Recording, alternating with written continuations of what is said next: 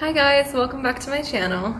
So today I'm going to be doing a video about intercultural / interracial relationships, specifically my own. I'm just kind of going to talk about my own experience being in an intercultural relationship, things like that. I know when I was getting married, so when I was engaged in the process of getting married, I watched a lot of videos like this, in particular videos with like the husband and the wife together, you know, an interracial relationship, something like that, just kind of to see their perspective, to hear different people's experiences, things like that, partially just out of excitement for my own relationship and for my own marriage to come. So I know that this was something I was really into at the time, so I'm hoping that this kind of video could be helpful for somebody in a similar situation. Hopefully in the future I'll get my husband to also do this sort of video with me, because I know that was something that I really enjoyed watching. So understandably my husband isn't really into putting his life on the internet, but I'm hoping that I can, you know, one day kind of convince him to be in one of my videos. Also, my cat is here. He's gonna knock over the camera. She's rejoined the videos. But anyways, so hopefully I can get him to do a video with me in the future surrounding this topic, but for now it's just me. So I have notes on my phone I'll be reading from. So the first thing I'm gonna do is just talk about what our ethnic background is. I am half Turkish on my dad's side and half American, like white American, on my mom's side. And then also, just to break down my American side, if anybody's curious. So on my mom's side, I am German, Greek, and British. So I'm German, Greek, and British, but really just American. And I'm Turkish. So that I grew up in an intercultural home already, and then I married somebody of a different culture as well. So my husband he's Ethiopian from a specific part of Ethiopia that has its own unique culture called Harari. So his family's from a place called Harari, Ethiopia. They have their own language, they have their own culture. So it's kind of, while they are part of the larger like Ethiopian society, I guess, they are very much their own individual culture.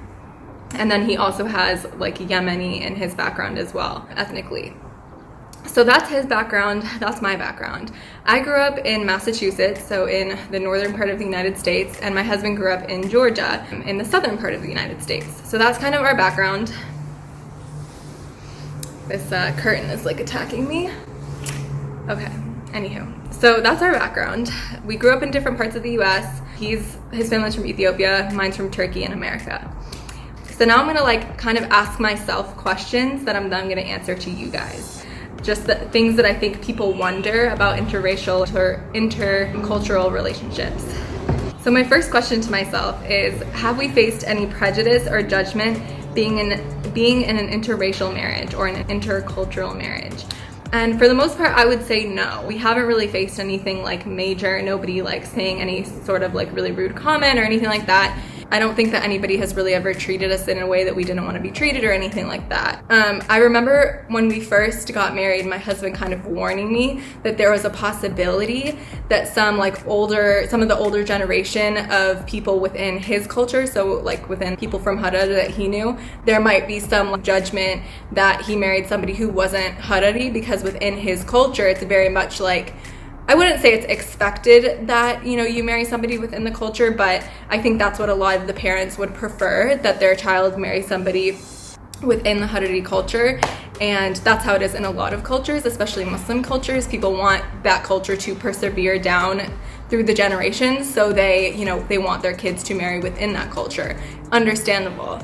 And so he was just warning me that that might happen to us, but in reality, I never saw any of that. I never witnessed that happening, so I can't say that it did happen.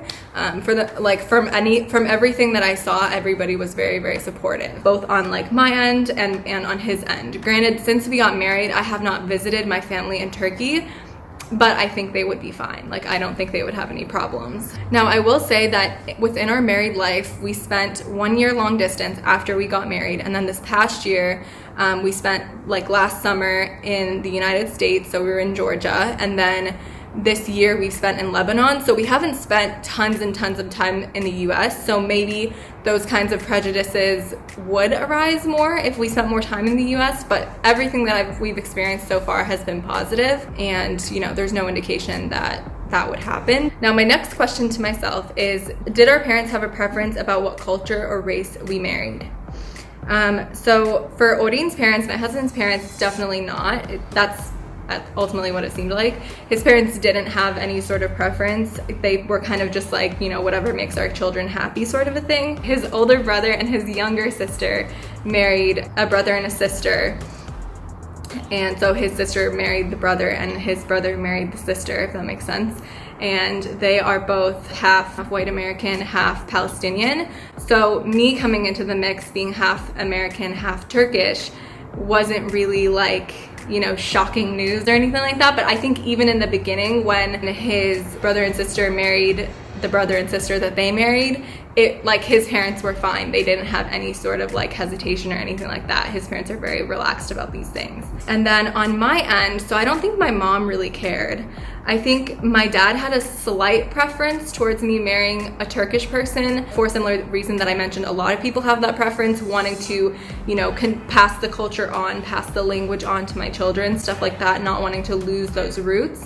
But ultimately speaking, he just wanted me to be happy, and he even voiced that, like, when I was young, like very, very young, that ultimately at the end of the day, he just wants me to be happy. He just had that preference because he wanted that to be passed on.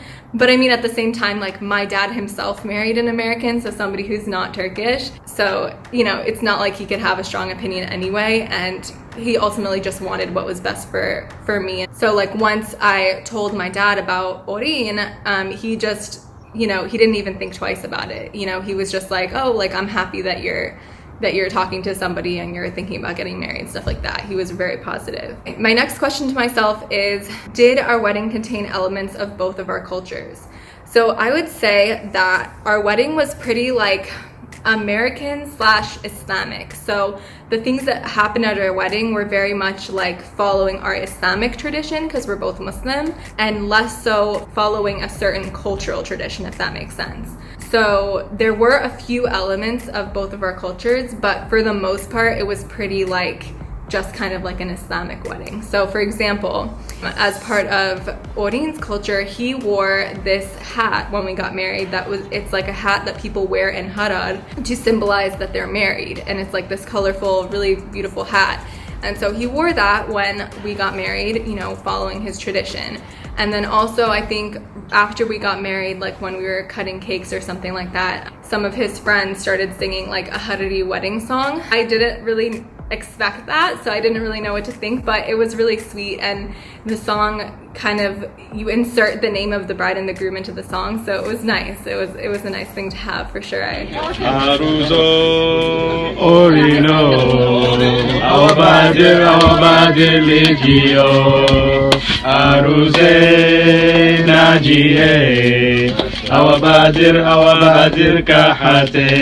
But yeah, like I said, I just didn't expect it because I hadn't actually ever been to a Harari wedding prior to my own. So I didn't really know what the traditions were or what people did or anything like that, but it was really great. And then the only kind of tidbit of Turkish culture that I feel like I had is that I remember my dad being kind of adamant, and I was, you know, fine with this too. So Muslims, when they are getting married, the groom gives the bride a dowry prior to them getting married. So like a sum of money or like some gold or both or something like that. So I remember my dad kind of really wanting Orin to give me some gold as part of my dowry, and I was fine with that, because that's kind of within Turkish culture or within Turkish tradition, is that usually the groom gives the bride gold, and that's just part of the Turkish like wedding culture or something like that. So I was like, okay, like I'm fine with that. That seems like, you know, a good thing to include in the dowry. So that was, I guess, the only Turkish element that I would say. But I know that that's a tradition that is in a lot of cultures, not just Turkish culture. And then also one other part of Turkish culture was that we had, at our wedding, we had like a dessert table rather than just one large cake. And at the dessert table, I'm pretty sure we had baklava, and baklava is is Turkish, but it's also part of a lot of other cultures too. But you know, if you ask my dad, the Turks invented it. So yeah, that was like another part of Turkish culture that was included in the wedding. So my next question to myself is, do we have any disagreements or problems in our relationship because of our differing cultures? My answer to that would be no. We don't really have, you know, a lot of issues or anything like that because of our differing cultures. I think this is what a lot of parents actually fear for their children when they are marrying somebody of a different culture. They fear that the different cultures is going to cause conflict within the relationship.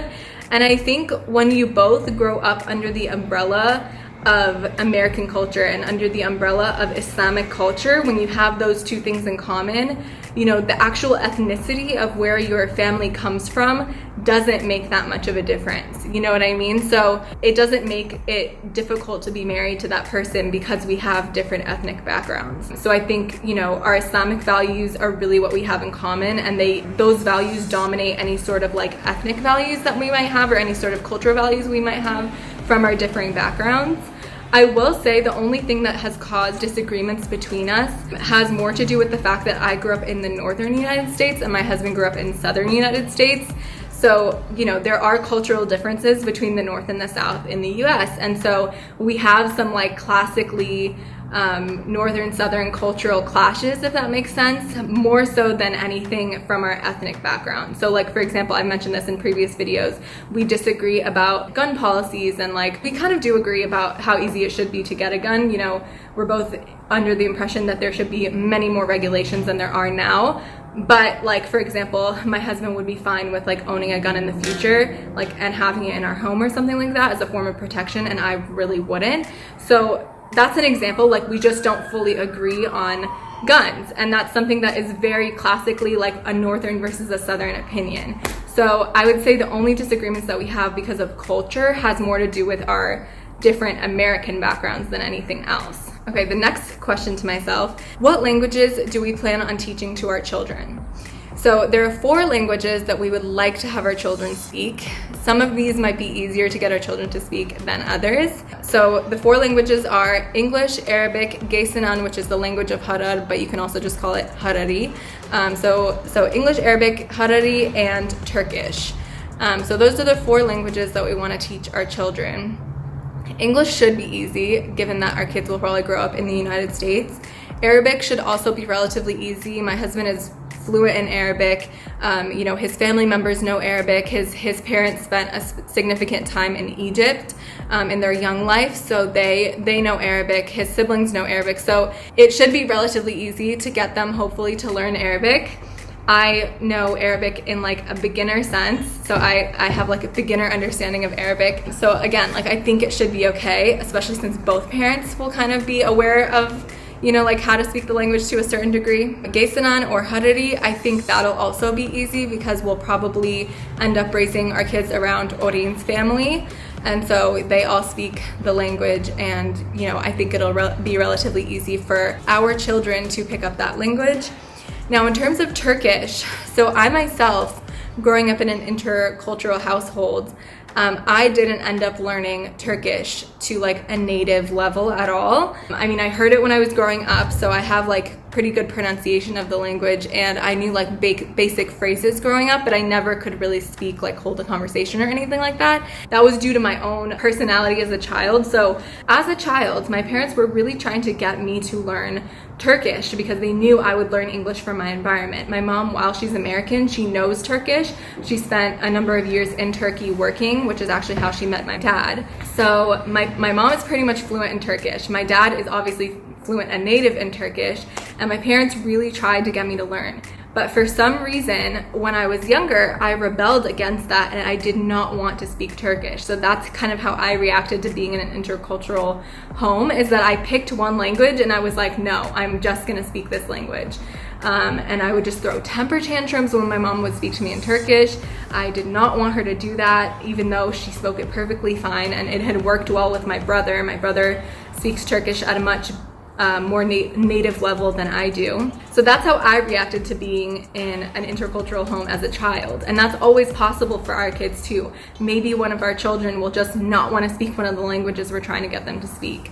So given, you know, that background for myself, and then the fact that I don't know Turkish that well. Granted, I did take Turkish classes for 2.5 years in college, so my Turkish, my ability to speak Turkish has increased by a lot, but it's not at a native level. It's at a level of like, oh, I learned it in a classroom kind of a thing, but it's not like something that you learn as a child and then know for your whole life. So, and also I've forgotten a lot of Turkish now that I've been out of college for 2 years, and I've been learning Arabic now, so that's kind of taking the place of Turkish in my head. So my Turkish is really rusty, but hopefully I can get it back up to a place where I'm more comfortable. But even with all that, I feel like it'll be difficult to get my child to speak Turkish because I don't feel comfortable enough, speaking it, that I could just speak it all the time with them. And that's, I think, what they kind of need. And I don't think I will have my parents like within close proximity to where I live. Like, I think they'll be in a different state. And so they would be like the main sources of Turkish for my child. So I think that language in particular will be harder to teach to our children. But still, it's something that we'll try to do, but we'll see. Okay, my next question to myself is, what are some of the joys of being in an intercultural relationship? So I think one thing that is really enjoyable about being in this kind of a relationship is that, getting to learn about a different culture in a very intimate way. I think that's something that is it's a really beautiful thing. People often travel miles and miles to be able to experience another culture or learn another language. They put a lot of like time and effort and money into having that experience, but when you get to do it from the comfort of your own home, I think that's a really beautiful thing. And it's nice to be able to have that. And that's something that I'm also preparing to pass down to my children, as well as is my husband. So it's something that I take seriously, and it's a privilege that you have being in an intercultural relationship. Yeah, so that's everything that I prepared. I asked on Instagram if anybody had any questions about intercultural relationships. One person answered, and they said they had a particularly interesting question. The person asked, what does somebody do if someone is interested in marrying a person outside their culture, but they're afraid their family won't accept? So that their family won't be happy about that, basically. So I would say this depends on a lot of things. It depends on, how invested are you in the relationship? How much pain or difficulty are you willing to go through to have this marriage work out ultimately? So I think if you don't really know the person well, or you're not really you haven't really been talking for a long time or anything like that, it's just kind of starting out and you want to let the family know. If you talk to them and they're very opposed to you guys being together because you're not from the same culture, I would say that maybe it's just not meant to be. It's not going to work out because some people are willing to push through those kinds of roadblocks when it comes to being with somebody from a different culture. But it's if you just want to have an easy marriage experience, then maybe that's not for you, and that's okay. You know what I mean? But if you're one who's willing to persevere through difficulty and to kind of keep asking the family, and kind of show to them that you're a stand-up person, and that your different cultures are not going to clash, and that you're willing to pass on your spouse's culture to your children, things like that, things that will make them feel better, then stick with it, and in time hopefully they'll come around. But I think if you're not far into the relationship, it might just be easier for you to go somewhere else. If you are far into the relationship, then yeah, I would say it's gonna take a lot of hard work and effort. Again, I don't have that in my own personal experience because it was relatively easy for me and my husband, but it just takes a lot of persevering, a lot of being consistent, and making sure that you're doing everything right Islamically so that the family doesn't have a bad taste in their mouth, and yeah, just being as gracious as you can about the whole situation. And then you just have to hope that the family will accept. That's pretty much my whole video. I hope you guys enjoyed this one. Don't forget to like this video if you enjoyed it, and subscribe to my channel if you're not already. And feel free to leave in the comments below if you have any questions about being in an interracial or intercultural relationship, something that I didn't mention already, and I'll be sure to answer. So thanks so much for watching, and I will talk to you guys next week. Bye!